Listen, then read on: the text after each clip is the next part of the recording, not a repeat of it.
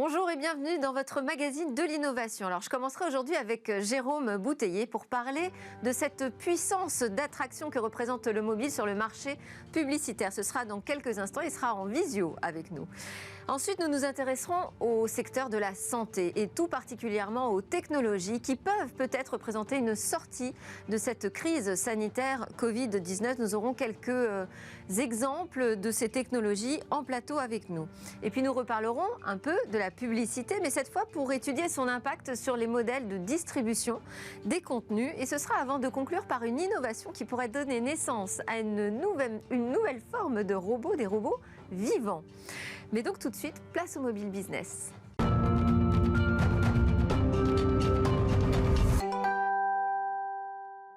C'est l'heure de notre séquence Mobile Business avec Jérôme Bouteiller, fondateur d'écranmobile.fr, qui nous parle cette semaine du secteur de la publicité avec la prise de pouvoir du mobile. Bonjour Jérôme.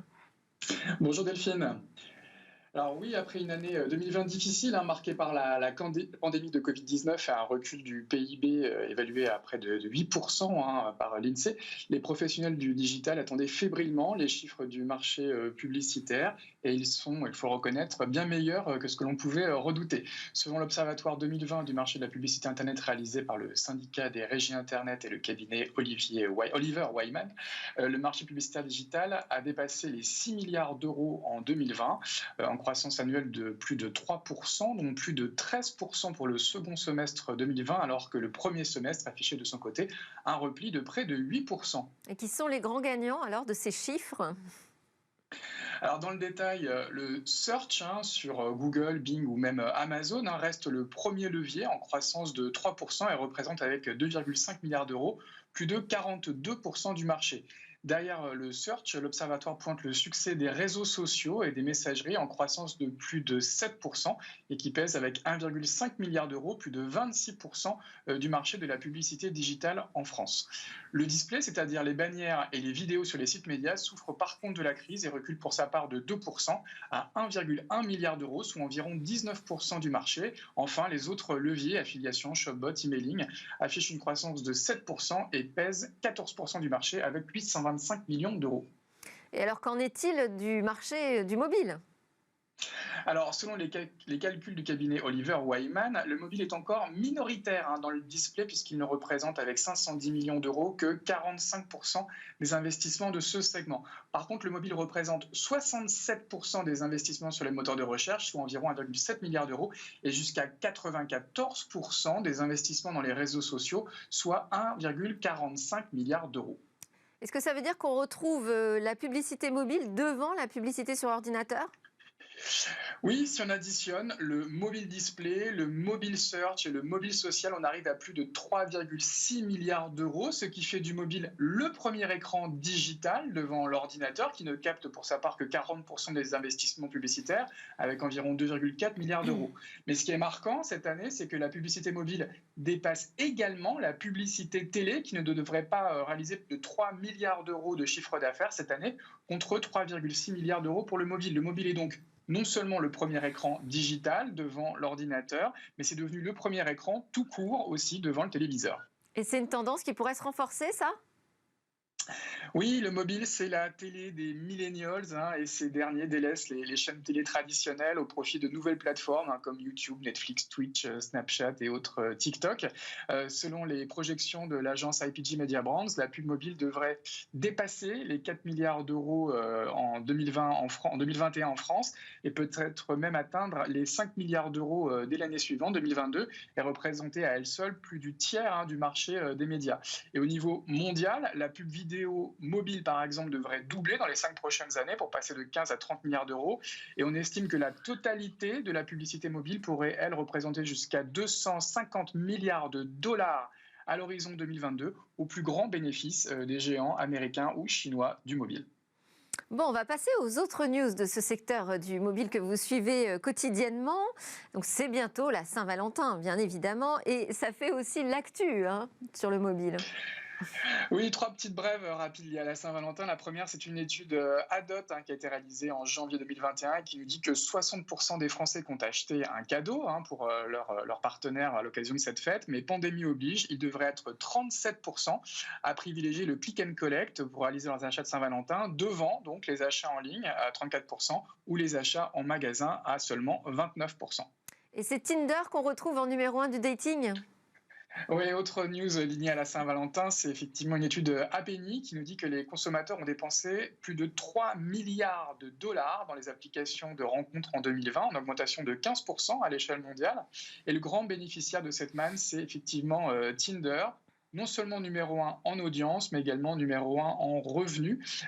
Cette application où l'on swipe ses dates, je crois qu'on dit comme ça, est également la première en France devant Badoo, Appen, Lovoo ou Mythique. Je ne peux pas vous le confirmer, ça, Jérôme, je ne les utilise pas. On termine avec le mariage d'Apploving et de Adjust. C'est ça, on termine cette séquence Saint-Valentin par un mariage entre la société Applovin, spécialisée dans la monétisation des applications, et elle a racheté les Allemands, les Berlinois de Adjust, experts de la mobile attribution, pour près d'1 milliard de dollars. Très présent dans l'univers du gaming avec l'édition de ses propres titres, Applovin touche une audience de 1,5 milliard d'utilisateurs par mois, donc 420 millions chaque jour, et régulièrement présent dans les meilleurs classements des réseaux publicitaires, juste derrière les GAFA comme Google ou Facebook.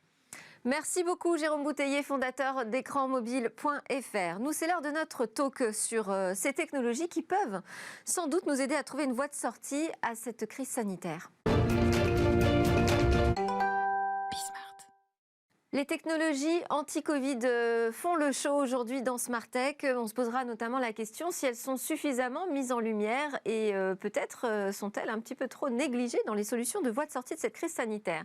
On en parle en tout cas avec Franck Mouton, président de France Biotech, association indépendante qui fédère les entrepreneurs de l'innovation dans la santé et leurs partenaires experts. Et vous êtes également président de TerraNexus, qui est une société biopharmaceutique qui développe des candidats médicaments pour le traitement des maladies du système nerveux central.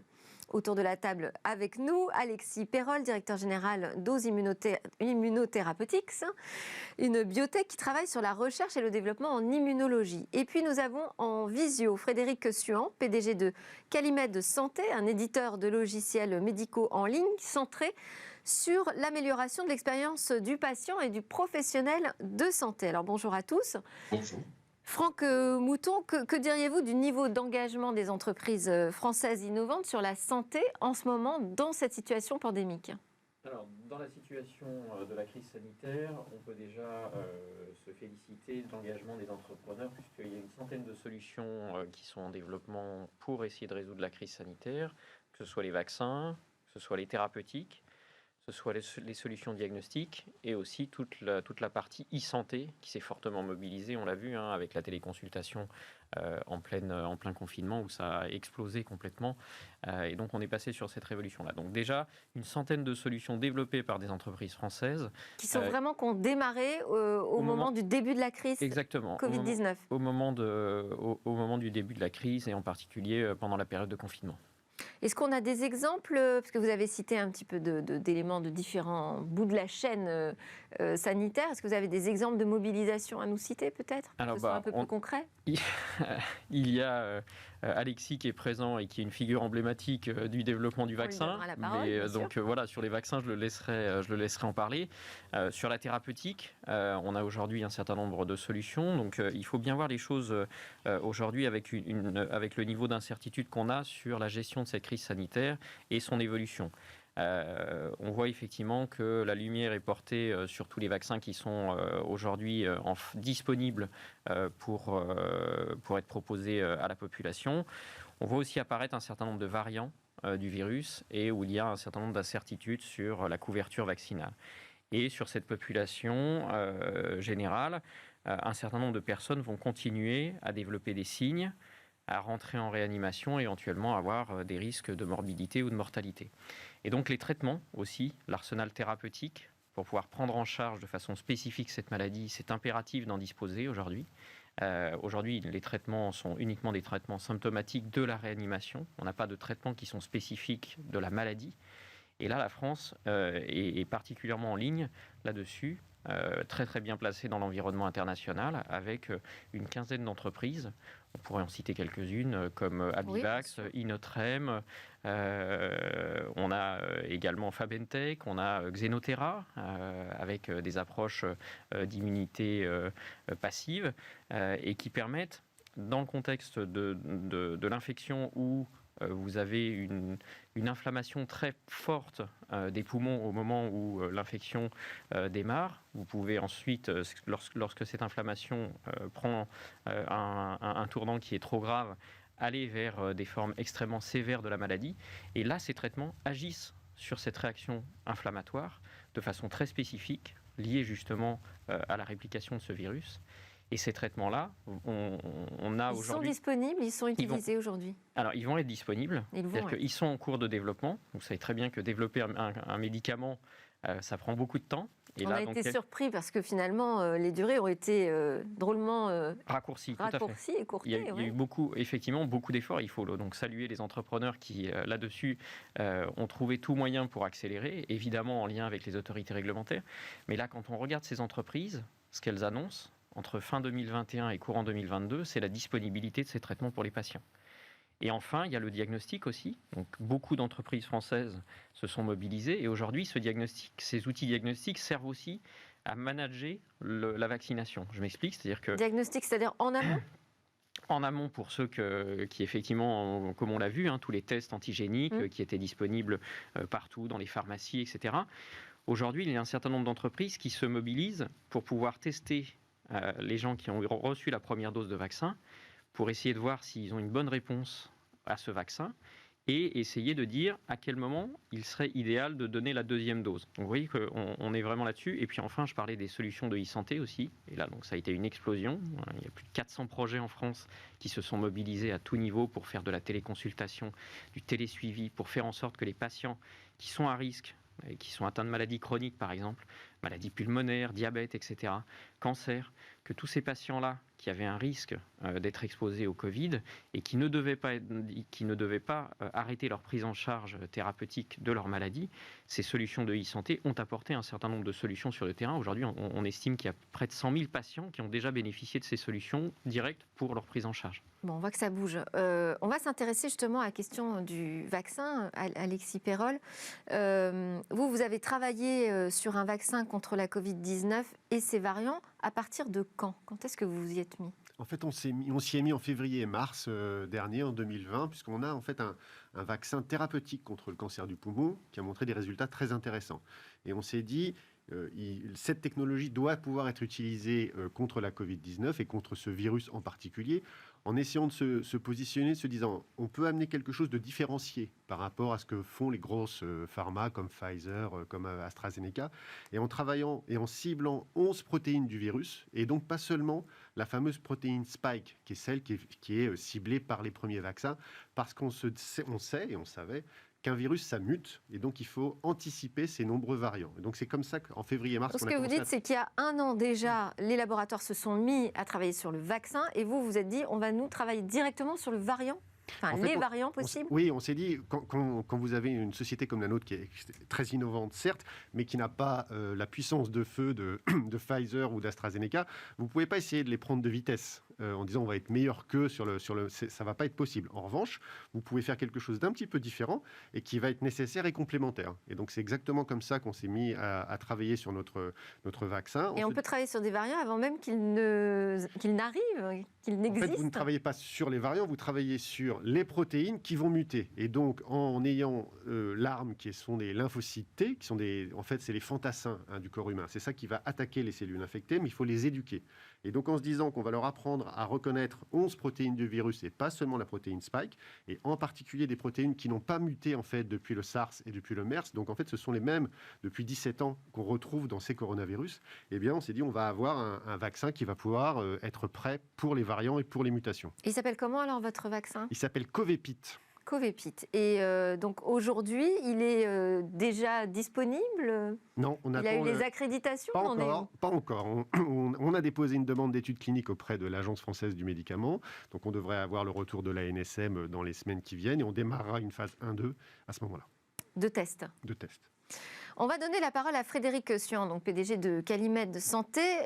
Vous, bonjour, votre actualité, c'est le lancement d'Easy Consent. Alors, vous travaillez, vous, donc, sur une plateforme, j'ai essayé de l'expliquer un peu dans le lancement, mais qui est dédiée au consentement numérique libre, éclairé, vous dites, des patients, c'est-à-dire qu'on va leur donner un maximum d'informations pour qu'ils soient bien en accord avec l'acte médical qui va être pratiqué. Vous estimez que c'est quelque chose de crucial aujourd'hui dans cette période justement de vaccination ? Oui, tout à fait. Bonjour déjà. Effectivement. Alors on a un petit écho. Effectivement, je pense que ce qui est très important aujourd'hui, c'est d'informer correctement les patients. On a vu que les patients avaient besoin d'être rassurés sur l'ensemble des thérapeutiques, que ce soit les vaccins ou que ce soit effectivement les thérapeutiques qui vont être mises à disposition pour lutter contre cette crise sanitaire majeure.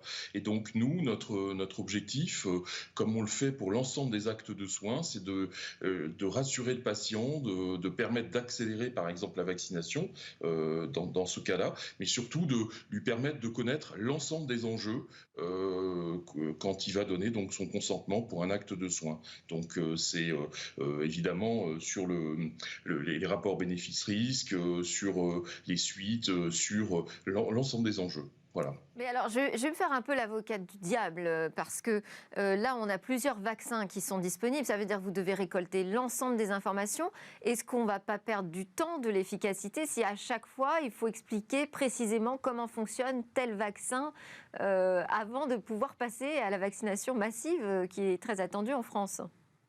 Non, je pense qu'on peut, c'est une bonne remarque, je pense qu'on peut le faire en parallèle et le but c'est de co-construire avec les acteurs, mais les acteurs déjà qui mettent à disposition les vaccins, mais aussi les tutelles, pour permettre d'avoir cette information vulgarisée, comprise. À partir du moment où on communique bien sur le plus grand nombre et que les gens sont vraiment rassurés sur l'intérêt de thérapeutique ou d'une vaccination, ça accélère fortement la vaccination. Maintenant, voilà, je veux dire, c'est des choses qu'on peut mener en parallèle, mais je pense qu'aujourd'hui le rôle et l'engagement du patient dans sa prise en charge est vraiment fondamental. Ça veut dire qu'on va comparer les traitements les uns avec les autres aussi. Comparer, ça c'est plutôt, comme l'a dit un de vos interlocuteurs sur le plateau tout à l'heure, je pense que ce qui est important, c'est de mesurer effectivement aussi le suivi et de voir vraiment, d'établir en fait une relation de confiance entre le patient, le praticien et l'établissement, quand l'établissement de santé est concerné. Voilà. Alors là, on voit qu'avec Easy Consent, il va falloir jouer le jeu, parce que si on part sur cette idée qui est, je pense, vraiment d'actualité, de dire il faut donner un maximum d'informations aux patients pour qu'ils soient maîtres de son traitement, il faut qu'aussi les labos, tous ceux qui développent des nouvelles technologies, jouent cette transparence. Est-ce que aujourd'hui, ce n'est pas une pratique très courante dans le secteur de la santé ? Ah si, au contraire, je pense que c'est indispensable. Je pense que c'est un outil qui est absolument indispensable pour permettre aux patients d'adhérer aux solutions qui sont proposées. Et je dirais que quand vous voyez la diversité des quand je dis que ce n'est pas une pratique très généralisée, on est plutôt dans le secret médical, il y a les sachants et les patients de l'autre côté. Non, parce que quand vous avez la documentation qui accompagne la solution, qu'elle soit vaccinale, qu'elle soit thérapeutique, présente un certain nombre d'éléments qui sont clés pour que le patient puisse prendre sa décision aussi de façon éclairée. Et là, on est simplement en train de dire que c'est quelque chose qu'on met à disposition avec un outil. Mais quoi qu'il en soit, le consentement des patients, il est de toute façon indispensable. Et non seulement le consentement, mais l'adhésion. Et là, en l'occurrence, quand vous dites il va falloir être transparent, c'est absolument, c'est quelque chose qui est réellement en place. C'est les autorités réglementaires. Mais qui n'est pas facile d'accès, en tout cas, aux patients. C'est sûr que ces informations existent, mais elles ne sont pas forcément disponibles facilement. Tout à fait. Et en termes de compétition, puisque c'est aussi ça que vous avez mentionné, quand vous regardez, ne serait-ce qu'en France, la diversité des approches technologiques qui sont proposées, chacune a son propre positionnement. Chacune pourra adresser des sous-types de pathologies, des conditions de la maladie particulière. Donc là-dessus, au contraire, ça va aussi permettre de mieux cibler les traitements par rapport aux problèmes biologiques qu'on rencontre. et d'être davantage en confiance. Mais je ne crois pas non plus qu'il n'y aura pas une solution qui va fonctionner pour l'ensemble de la population. Donc il faut au contraire permettre d'avoir accès à beaucoup plus d'informations, de pouvoir comparer, analyser, faire évoluer. Tel le virus qui mute, il faut aussi que nous soyons capables de faire évoluer, parce que cette crise et l'ampleur de l'impact de cette crise est quand même extrêmement important, et il n'y a pas une société qui apportera la réponse. C'est vraiment un travail presque en commun, et on a vu beaucoup de sociétés qui ont commencé à travailler en commun au niveau pharmaceutique, même pour les vaccins, des sociétés qui combinent leurs unités de production pour s'aider. Donc il y a un changement qui est assez intéressant finalement avec cette crise. On va la jouer comme ça sur le plateau, cette transparence. Alors dites-nous, quelles sont les technos innovantes que vous utilisez, vous, dans votre approche vaccinale? En fait, par exemple, on a la façon dont on a designé nos épitopes, donc qui sont les éléments qu'on injecte aux patients, été fait avec de l'intelligence artificielle. Donc on a, au lieu d'habitude, vous travaillez par exemple avec des souris, vous modifiez et vous passez 6 mois pour essayer de trouver les meilleurs épitopes. Là, ça s'est fait avec une société qui s'appelle Mapsilico, qui est notre partenaire, et on a pu donc en 2 semaines obtenir les meilleurs épitopes possibles et les modifier pour avoir la meilleure réponse immunitaire possible. Donc c'est typiquement quelque chose qui a été accéléré grâce à cette crise. C'est-à-dire de l'intelligence artificielle. Donc il y a des algorithmes qui ont tourné et qui vous ont permis d'ajuster les traitements? Vous avez simulé des variants aussi? Non, on fait ça aussi, et on a une personne chez nous qui passe ses journées à simuler les variants, à regarder si nos épitopes sont toujours bien ou pas impactés justement par ces variants, donc comment ça fonctionne. Donc on travaille beaucoup avec de la bioinformatique pour nous aider, et cette crise nous a poussé à accélérer là-dessus, accélérer nos investissements. On vient de faire un partenariat beaucoup plus important avec Mapsilico, cette fameuse société dont je vous parle, parce qu'on s'est rendu compte de l'intérêt et du fait que combiner notre savoir-faire biologique avec leur savoir-faire en intelligence artificielle allait pouvoir nous aider sur le vaccin, mais sur l'ensemble de notre portefeuille produit. Très intéressant. Vous êtes un interlocuteur privilégié des pouvoirs publics, en représentant France Biotech.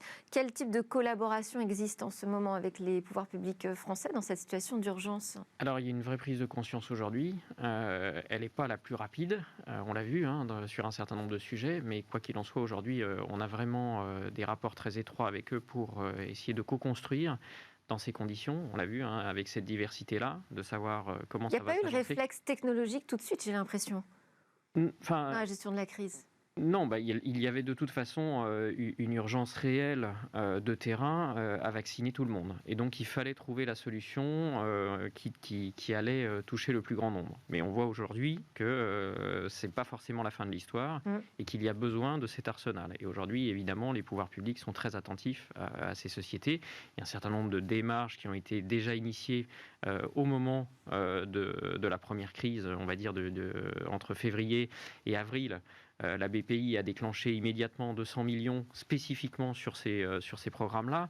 Agnès Pannier-Runacher a annoncé début février 300 millions supplémentaires pour pouvoir aller sur tout ce qui est production sur le territoire français de solutions qui seraient adaptées à ce type de virus et à ce type de crise sanitaire.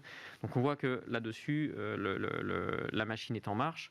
Et donc la machine a mis un peu de temps à se mettre en marche. Disons qu'on n'était pas en avance au départ et que maintenant il faut rattraper ce retard et il faut faire en sorte que tout le monde collabore. Il faut un peu aussi soulager certaines contraintes administratives et réglementaires comme on les connaît en France et faire en sorte que ce soit beaucoup plus fluide.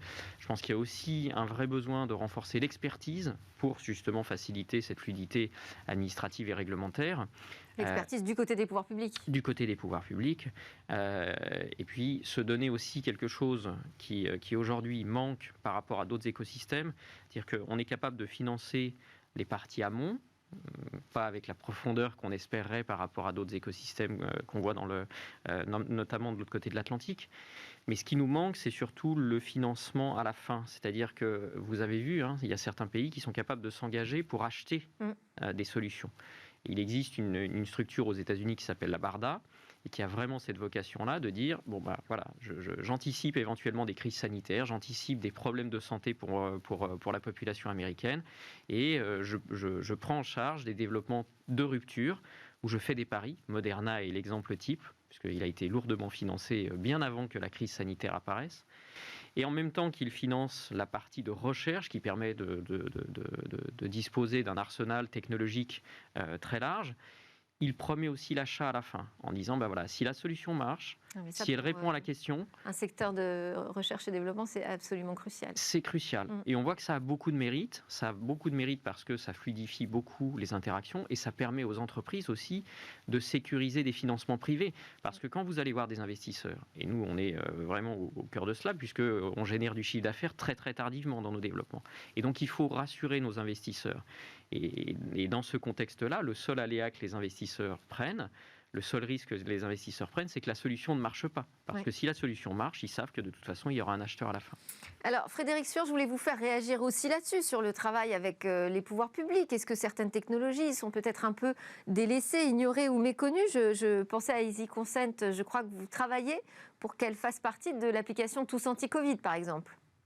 Oui, effectivement, c'est toujours difficile, malgré qu'on ait été élu, qu'on ait, je dirais, gagné le prix de l'application citoyenne dans les talents de la e-santé, donc organisé par l'ANS en décembre 2020. C'est toujours difficile parce qu'il y a des enjeux. Effectivement, aujourd'hui, l'enjeu majeur, c'est la vaccination. L'enjeu majeur, comme l'ont dit vos interlocuteurs, c'est de trouver des thérapeutiques pour pouvoir sortir de cette crise liée au Covid-19. Mais en attendant, nous, on essaye justement de donner le maximum d'informations vulgarisées au possible pour les patients, de façon que les patients comprennent bien les enjeux et vers là où on veut aller en termes de santé publique. Donc c'est vraiment, aujourd'hui, notre but, c'est vraiment de co-construire avec les acteurs, mais également avec les tutelles. Voilà. Et alors, qu'est-ce que ça donne, vos démarches pour faire partie de Tous Anti-Covid ? C'est compliqué pour le moment. Hein. Je veux dire, on sollicite les tutelles, mais bon, on n'a peut-être pas, je dirais aujourd'hui, la reconnaissance là aussi, parce qu'on a une petite structure comme peut l'avoir Franck Mouton lorsqu'il parle au nom de France Biotech, par exemple. Mais donc voilà, donc on essaye petit à petit, je veux dire, avec des acteurs de terrain aussi, à commencer à travailler sur l'ensemble des contenus qu'on peut mettre à disposition des patients pour accélérer cette vaccination. Voilà. Oui, parce que ça apporterait un véritable engagement des citoyens sur cette campagne de vaccination et peut-être une sécurisation juridique également, non ? Oui, tout à fait. C'est le pendant. C'est-à-dire d'un côté, il y a l'information vulgarisée et la bonne connaissance des patients pour, je dirais, un consentement sans équivoque. Et de l'autre côté, effectivement, la sécurisation juridique pour l'ensemble des acteurs, je veux dire, qui favorisent donc cette vaccination. Donc, comme dans tout acte, finalement, de soins nécessitant un consentement éclairé. Voilà. Alexis Perrol, on arrive pratiquement à la fin de cette émission. Vous avez bénéficié de financement pour pouvoir travailler sur ce vaccin de deuxième génération, c'est comme ça qu'on dit. COVEP-IT, c'est ça ? Covepit. Covepit, tout simplement. C'est ma déformation avec IT. Qui sont vos investisseurs ? Est-ce que ça a été compliqué de les convaincre ? Alors, on a eu un financement particulier de la BPI, donc de près de 5 millions d'euros pour cette première étude de phase 1-2. Et c'est vrai qu'on a fait une levée de fonds de 18 millions au mois de novembre dernier. Auprès de qui ? Auprès d'investisseurs anglo-saxons, en fait, européens et anglo-saxons, mais aussi français. Bon. Ce qui était important pour nous, c'était que c'était la première fois que des investisseurs américains, par exemple, entraient au capital de la société, ce qui est une forme de reconnaissance de l'intérêt de Ose Immunotherapeutics au niveau français, européen et j'espère international bientôt. Donc ça, c'était important. Et c'est vrai que ce que disait Franck, c'est qu'il faut qu'on arrive à sécuriser notre métier. On prend beaucoup de risques dans notre métier. Il faut que le risque soit le risque que la solution ne marche pas le risque financier. Parce qu'on ne peut pas tout faire et tout porter sur nos propres épaules. Et c'est pour ça qu'il faut un lien entre les pouvoirs publics qui, d'une manière ou d'une autre, sécurisent un financement, les investisseurs privés qui ont envie d'investir dans des sociétés comme les nôtres, qui veulent soutenir l'innovation parce qu'il peut y avoir un retour financier très important. Et à nous, au niveau opérationnel, de trouver la meilleure solution et de l'amener le plus loin possible et d'être positif, effectivement, dans nos études cliniques qui sont le juge de paix. Bon, et donc là, pour les prochaines étapes, tout se passe correctement. Est-ce que ça peut aller vite pour la mise à disposition de ce vaccin qui travaille sur les variants ? Ça va beaucoup dépendre des financements qu'on va obtenir, puisque une phase 1-2... Donc là, la levée suffit pas pour la phase d'après. Elle suffira pas. Quand vous passez en phase 3, vous parlez en centaines de millions d'euros. Donc, à ce moment-là, soit vous avez un État qui vous achète, qui vous précommande des doses qui permettent de sécuriser ça, soit vous avez le soutien du gouvernement français, de l'Europe, pour vous aider à aller jusqu'au bout. Et avec ça, vous aurez les financements privés, puisque c'est toujours quand vous faites une levée. Et ça, à décrocher, j'imagine que c'est compliqué, ça prend du temps. Ça demande beaucoup de temps, beaucoup d'énergie, une force de conviction. Mais bon, pour l'instant, on a la force de conviction et l'énergie. C'est parfois le temps qui manque. Est-ce que vous avez le sentiment que les techs françaises sont écoutées par l'État français? Parce qu'autour de cette table, régulièrement, on se pose la question. Là-dessus, je pense que ça vient tardivement, mais ça vient.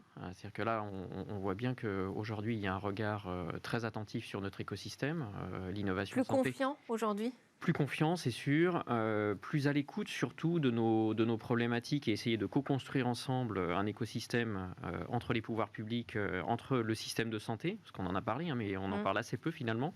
Mais il y a vraiment aujourd'hui besoin d'une continuité entre la création d'entreprises, et nos entreprises viennent massivement de la recherche française, la recherche médicale, et notre système de santé, et au milieu les pouvoirs publics. Et là aujourd'hui il y a une prise de conscience, on voit bien que ça va dans ce sens-là. Il y a encore un certain nombre d'efforts. On a vu aussi une très forte lumière médiatique sur les vaccins.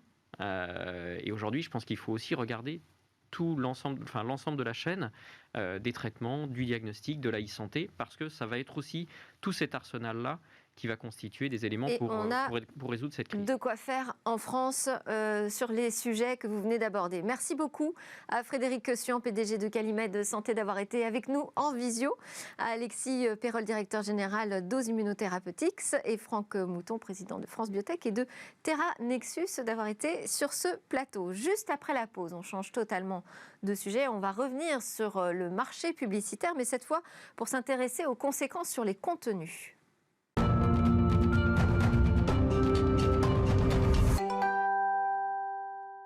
Nous sommes de retour sur le plateau de Smartech pour notre rendez-vous avec Alain Staron, PDG d'Amborella, et son regard sur les modèles de disruption. Alors, on va parler de la disruption sur les contenus. Qui va financer les contenus demain? Bonjour Alain.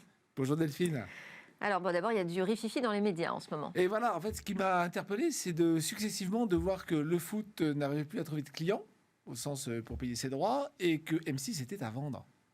M6 RTL, ouais. M6 RTL. Donc, je me suis dit, mais que se passe-t-il alors que ça fait presque un an que nous sommes confinés, donc chez nous, donc devant la télévision? Je ne comprenais pas. Donc déjà, premièrement, est-ce que vraiment on est devant la télévision? La réponse est oui.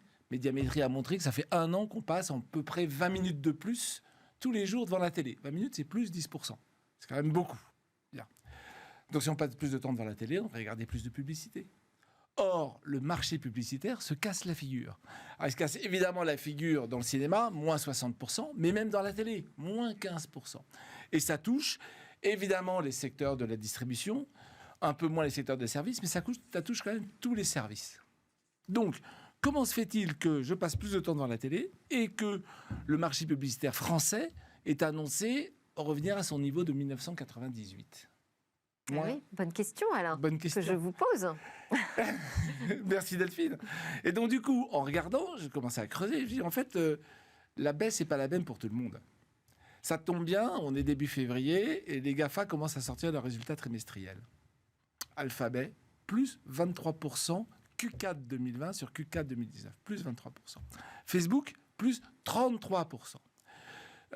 LinkedIn, plus 23%, et Twitter, plus 28%.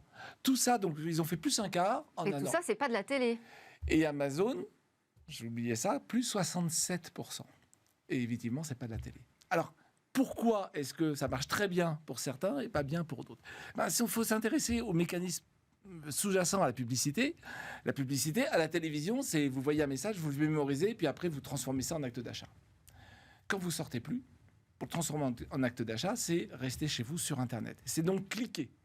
Et donc, les efficacités de publicité deviennent des efficacités en nombre de clics entre le moment où vous voyez le message et le moment où vous achetez.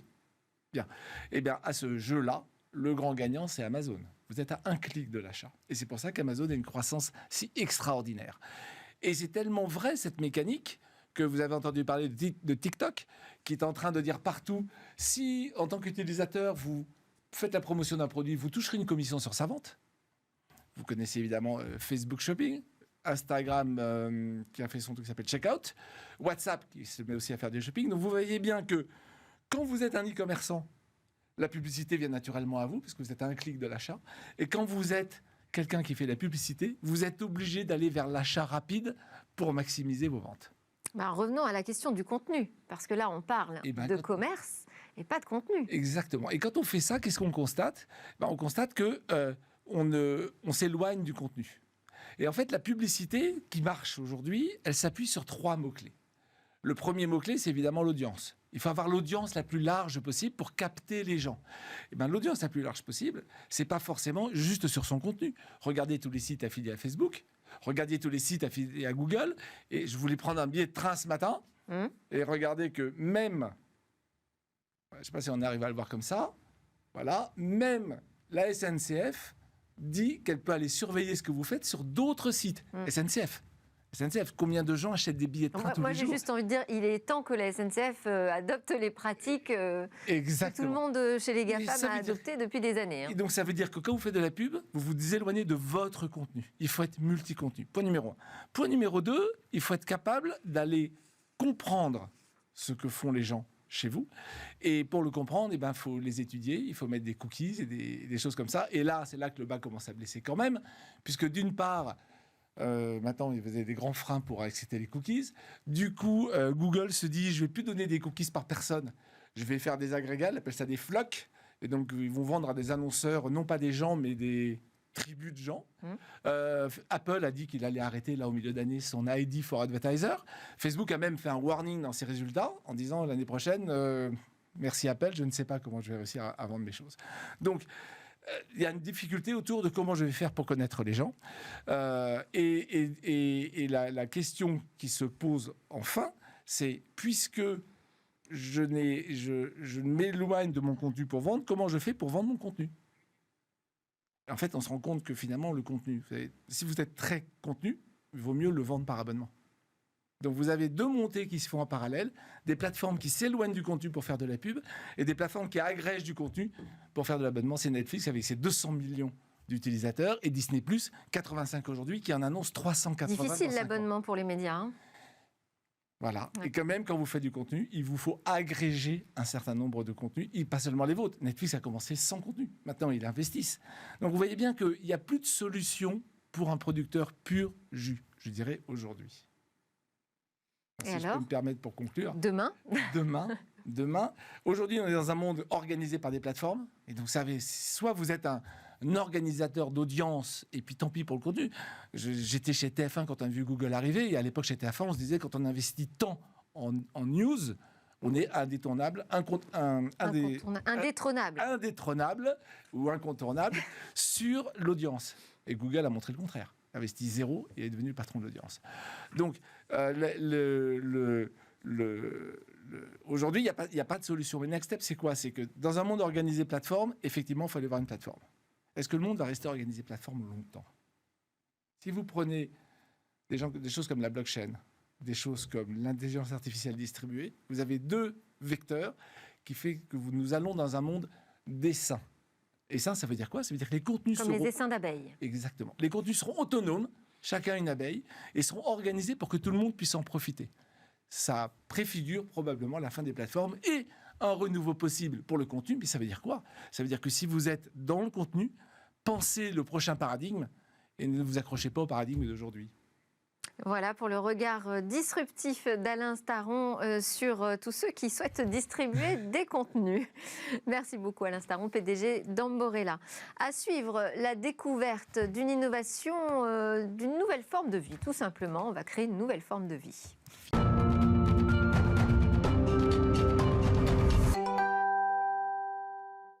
À quoi ressemblera demain ? Alors chaque jour, Cécilia nous en donne un aperçu et cette fois, elle va nous parler d'une chose assez intrigante. Peut-être va-t-il naître une nouvelle forme de vie, une forme de vie robotique. Bonjour Cécilia. Bonjour Delphine. C'est bien de ça dont il s'agit. Ben oui, c'est ce que je vous présente aujourd'hui, une nouvelle forme de vie. En fait, je vous présente Xenobot. Ce n'est ni un robot, ni une espèce animale connue. En fait, c'est un organisme à la fois vivant et programmable. C'est le premier robot construit, fabriqué à partir de cellules vivantes. Et c'est lui qu'on voit à l'image. Oui, c'est lui qu'on voit à l'image. Alors comment a-t-on réussi à créer cette créature ? Il a été conçu biologiquement, mais par ordinateur dans un laboratoire aux États-Unis. Pour le façonner, les scientifiques ont utilisé le super ordinateur Deep Green de l'université du Vermont. Ils ont d'abord mis au point un algorithme dit évolutionniste, c'est-à-dire inspiré bien sûr de la théorie de l'évolution. En fait, il permet de simuler des milliers de modèles candidats à une nouvelle forme de vie, tout simplement, avec pour contrainte bien sûr de respecter les règles biophysiques de la cellule d'une grenouille. D'une grenouille. Pourquoi une grenouille ? Parce qu'on a choisi la grenouille, les chercheurs précisément ont utilisé les cellules souches d'une grenouille, de la Xenopus laevis, précisément, vous le voyez à l'image, qui donnera d'ailleurs son nom au Xenobot. Pendant des mois, ce programme informatique, il a assemblé comme ça numériquement des centaines de cellules de grenouilles pour créer une multitude de corps formés différemment, le tout grâce à l'intelligence artificielle, évidemment, avec ce super ordinateur. Le but, c'est de modéliser l'organisme le plus efficace pour réaliser une tâche demandée. Alors, avec plus d'une centaine de tentatives, les modèles les plus aboutis, finalement, ont été envoyés aux biologistes. Et donc là, c'est fini pour la partie modélisation.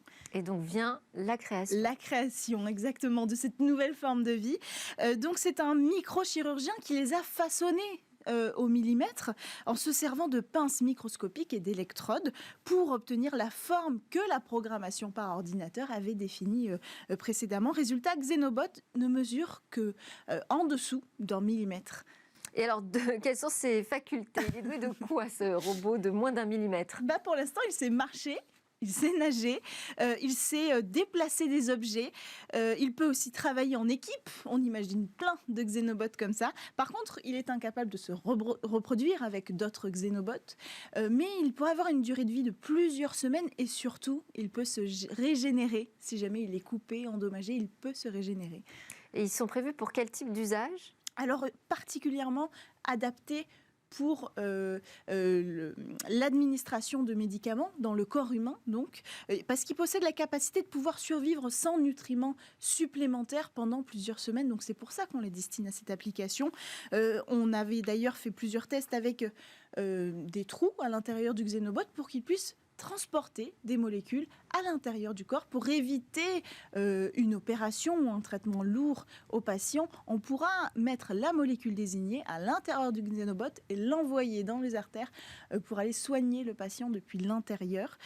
Mais au-delà du corps humain, ces robots vivants, ils pourraient servir aussi à détecter des matériaux radioactifs ou alors à nettoyer les océans du microplastique qui y règne. Ah oui, ça c'est une bonne idée. Est-ce qu'il y a un débat éthique ? Parce qu'on parle quand même de robots vivants, avec des cellules vivantes. Oui, il y en a un.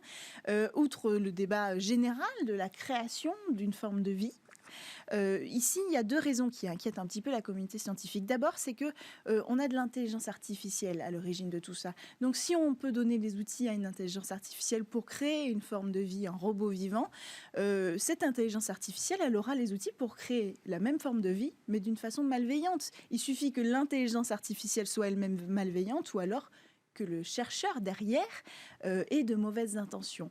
Et à ce sujet, c'est le deuxième point qui nous inquiète aussi, c'est que cette recherche, ces travaux ils sont subventionnés partiellement par la fédération qui supervise le développement de technologies à usage militaire.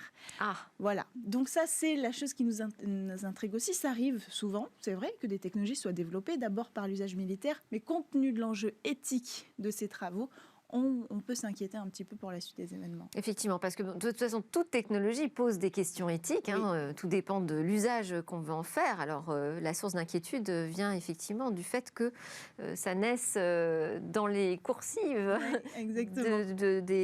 de l'usage de défense. Bon, on suivra ça de près ensemble, Cécilia. J'imagine que vous n'avez pas de date de sortie de ce type de robot. Non, on n'en est pas du tout là. Non, on en est aux recherches et de toute façon, au stade du laboratoire. Il faudrait que beaucoup de barrières soient levées pour qu'on puisse utiliser ce type de produit. Merci beaucoup de nous tenir au courant très en amont de toutes ces innovations qui se préparent pour demain.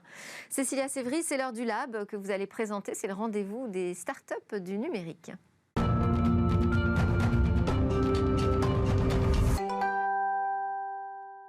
Merci à tous de nous avoir suivis, d'avoir suivi ces nouvelles aventures technologiques. Je vous souhaite une excellente journée et je vous dis à demain pour de nouvelles discussions sur la tech.